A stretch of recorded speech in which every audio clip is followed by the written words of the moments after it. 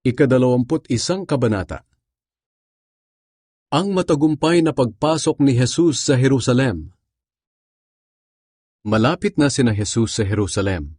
Pagdating nila sa nayon ng Bethfage, na nasa bundok ng mga Olibo, pinauna ni Jesus ang dalawa niyang tagasunod at sinabi, "Pumunta kayo sa susunod na nayon.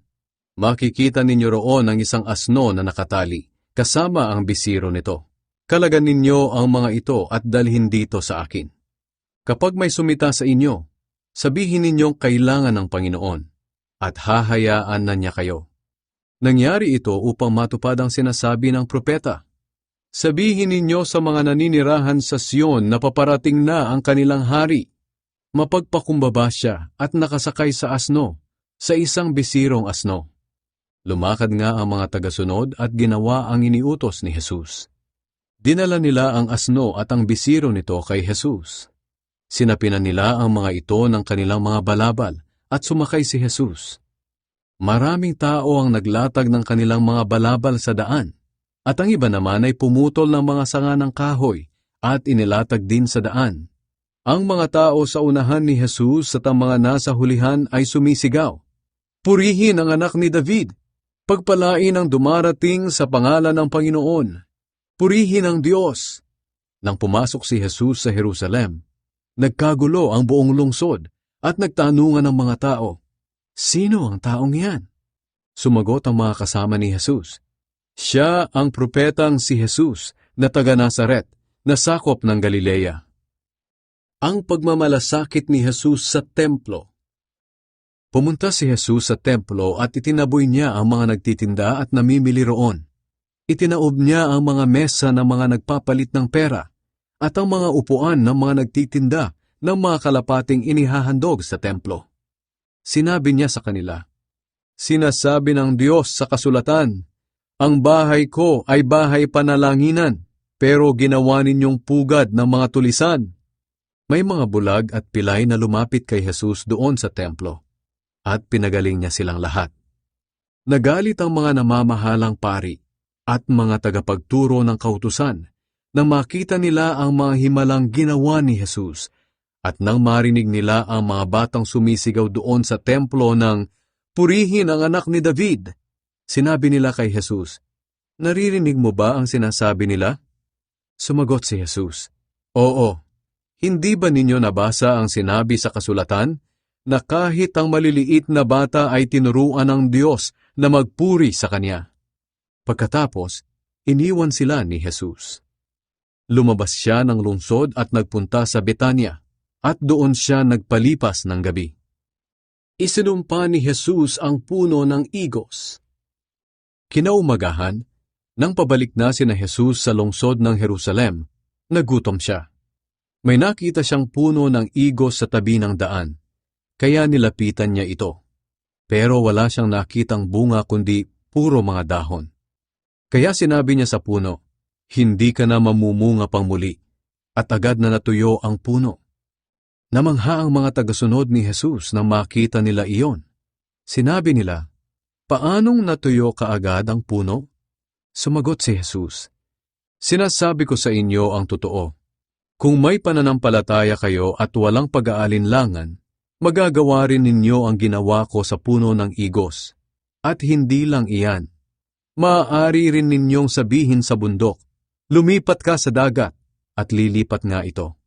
Anumang hilingin ninyo sa Diyos sa panalangin, ay matatanggap ninyo, kung sumasampalataya kayo."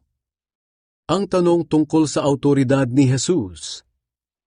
Bumalik sa templo si Jesus, at habang nagtuturo siya, nilapitan siya ng mga namamahalang pari at ng mga pinuno ng mga Hudyo, at tinanong, "Ano ang awtoridad mong gumawa ng mga bagay na ginagawa mo?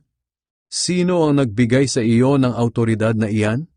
Sumagot si Jesus, "Tatanungin ko rin kayo, at kapag sinagot ninyo, sasabihin ko kung ano ang awtoridad ko na gumawa ng mga bagay na ito.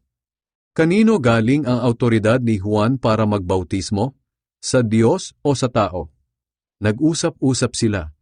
Kung sasabihin nating mula sa Diyos, sasabihin niya, "Bakit hindi kayo naniwala kay Juan?"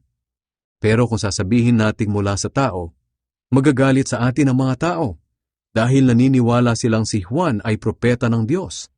Kaya sumagot sila, "Hindi namin alam." At sinabi ni Jesus sa kanila, "Kung ganoon, hindi ko rin sasabihin sa inyo kung saan nagmula ang autoridad ko na gumawa ng mga bagay na ito." Ang talinghaga tungkol sa dalawang anak. Sinabi pa ni Jesus sa kanila, "Ano sa palagay ninyo ang kahulugan ng talinghagang ito? May isang tao na may 2 anak na lalaki.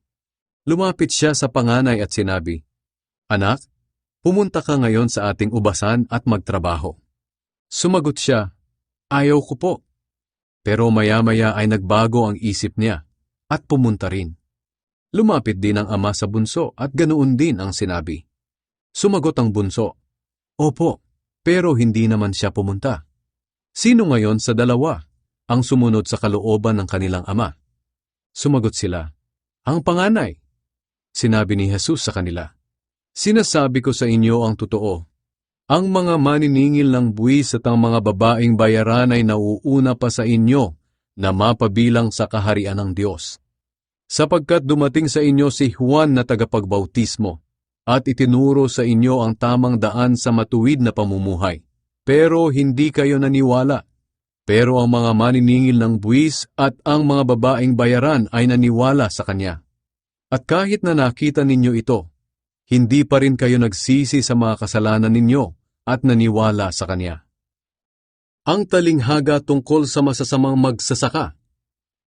Muling nagsalita si Jesus sa kanila, "Makinig kayo sa isa pang talinghaga.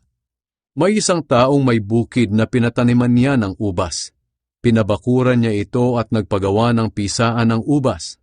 Nagtayo rin siya ng isang bantayang tore. At pagkatapos ay pinaupahan niya ang kaniyang ubasan sa mga magsasaka at pumunta sa malayong lugar.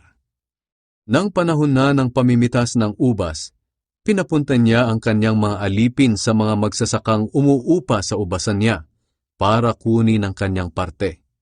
Pero sinunggaban ng mga magsasaka ang mga alipin, binugbog nila ang isa, pinatay ang isa at binato naman ang isa pa. Nagsugo ulit ang may-ari ng mas maraming alipin, at ganoon din ang ginawa ng mga magsasaka sa kanila.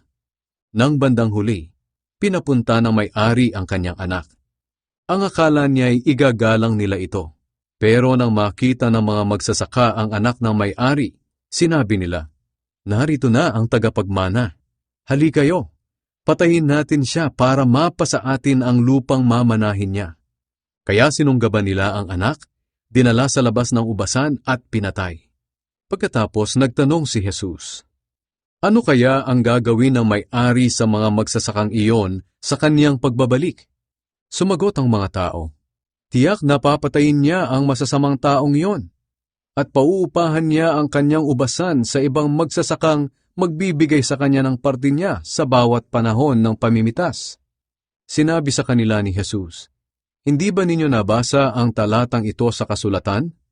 Ang batong tinanggihan ng mga tagapagtayo ng bahay ang siyang naging batong pundasyon. Gawa ito ng Panginoon at kahanga-hanga ito sa atin.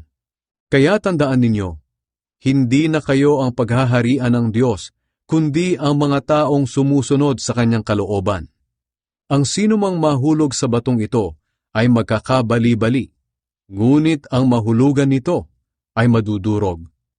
Nang marinig ng mga namamahalang pari at ng mga Pariseyo ang talinghagang iyon, alam nilang sila ang tinutukoy ni Jesus. Kaya gusto nilang dakpin si Jesus, pero natatakot sila sa mga tao na naniniwalang si Jesus ay isang propeta.